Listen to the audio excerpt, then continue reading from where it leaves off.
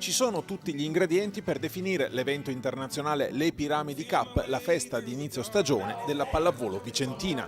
Domenica a Schio gli azzurri di Mauro Berruto sfideranno in un test amichevole la Slovacchia prima di partire per l'Europeo. Il fischio d'inizio è stato anticipato alle 18:30 ed i biglietti sono già tutti esauriti. Un appuntamento ormai da qualche anno in provincia di Vicenza, e questa volta tocca la nazionale maschile, un evento importante perché dà l'avvio un po' all'attività pallavolistica della nostra regione, della provincia di Vicenza in particolare. Ma c'è di più. Domenica mattina gli azzurri svolgeranno al Pala Campagnola di Schio una seduta di allenamento a porte aperte e nella stessa giornata il comitato provinciale presenterà un nuovo progetto tecnico in collaborazione con il professor Barbon.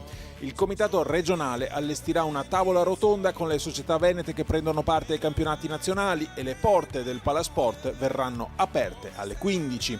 Alle 15:30 si inizierà con una dimostrazione di sitting volley e prima del fischio d'inizio l'obiettivo risarcimento neopromossa Realtà di A2 femminile sfilerà all'interno dell'impianto. Poi alle 18:30 sarà grande pallavolo azzurra. È un bell'impegno perché avere una nazionale vuol dire organizzare tutto nei minimi dettagli. Io per fortuna posso avere uno staff di ragazzi che sono impagabili, per cui non faccio altro che starli a guardare lavorare mentre io mi godo lo spettacolo di un allestimento di un palasport che è già bello di suo, che avrà anche una grande risposta dal punto di vista della estetico.